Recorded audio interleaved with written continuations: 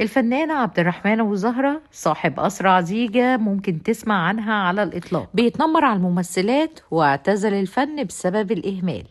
يلا نعرف التفاصيل في الفيديو، خليكم معانا هنبدأ. اتجوز الفنان عبد الرحمن أبو زهرة مرة واحدة، كان شاب طموح بيحلم بالشهرة والنجاح.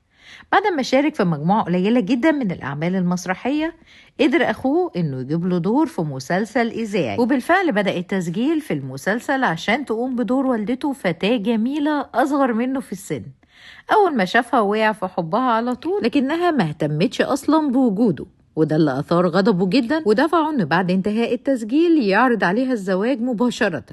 وبالفعل وافقت واتجوزوا في خلال 20 يوم. زوجة الفنان عبد الرحمن أبو زهرة هي الكاتبة سلوى أحمد الرافعي، أنجب منها 3 أطفال هما مي وسحر وأحمد. اتعرض الفنان عبد الرحمن أبو زهرة لكسر في الحوض مرتين. المرة الأولى أعلن بنفسه على صفحته على موقع التواصل الاجتماعي الفيسبوك، وكتب إجراء عملية جراحية ناجحة في تركيب مسامير في مفصل الحوض نظرا لحدوث شرخ فيه، يا رب الشفاء القريب. أما المرة الثانية فأعلن ابنه الموسيقار أحمد عبد الرحمن أبو زهرة إصابة والده بكسر في الحوض بعد سقوطه مغمى عليه. تم نقله للمستشفى ووضعه في العناية المركزة، كان وقتها فاقد الوعي. اعتذر الفنان عبد الرحمن أبو زهرة عن أحد الأعمال اللي عرضت عليه لأن الممثلة كان لبسها مش عاجبه، وده الكلام اللي قاله مع الإعلامية بسمة وهبة في برنامج 90 دقيقة. وأضاف إنه بيهتم بالنص جدا وليس المال، وممكن يشتغل دون مقابل. اتعرض الفنان عبد الرحمن أبو زهرة لهجوم من 2 فنانات هما عفاف مصطفى ومعتزة عبد الصبور. اتقال إن الفنان عبد الرحمن أبو زهرة دائم التنمر على الفنانين زملائه، ده بجانب الإساءة ليهم والتعامل بتكبر وغرور. ووصفته واحدة من الممثلات إنه بيشفط الأكسجين. مفيش ممثلة سلمت من لسانك ولا انتقاداتك اللاذعة طول الوقت في اللوكيشن، وخصوصا الممثلات صغيرات السن الواعدات أو النجمات الصغيرات. ما بيعجبكش العجب، بتنتقد حتى عفويتهم وحتى أزيائهم كمان.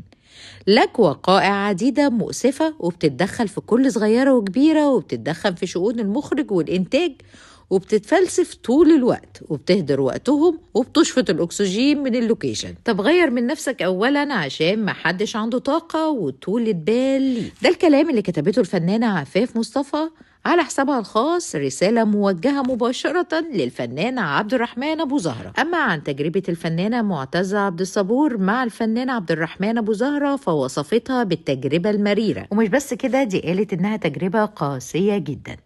قالت الفنانة معتزة إن حظها السيء خلاها تقع في مشهد قدام الفنان عبد الرحمن أبو زهرة. وصفت تجربتها مع الفنان عبد الرحمن أبو زهرة إنها كورس مكثف من التنمر، لدرجة إنها كل يوم كانت بتروح معيطة وفكرت تعتذر كذا مرة عن الدور. قالت إن الفنان عبد الرحمن أبو زهرة حولها من ممثلة لمادة للتريقة كل يوم في البروفات، ولولا إنها شخصيتها قوية كان حطمها. وفي يوم انفجرت الفنانة معتزة في الفنان عبد الرحمن أبو زهرة بعد فترة طويلة جدا جدا من التنمر. وللأسف الشديد قالت الفنانة معتزة إن الفنان عبد الرحمن أبو زهرة كان بيتف عليها كل يوم في البروفات، وإنها ما تعرفش إزاي تدرب على كل الشر ده. وختمت كلامها إن كل تجاربها مع زملائها وزميلاتها وأساتذتها كانت دايما شديدة الإنسانية إلا مع الفنان عبد الرحمن أبو زهرة. كان رد نقابة الممثلين على اتهام الممثلات للفنان عبد الرحمن أبو زهرة بالتنمر والغرور وسوء معاملته ليهم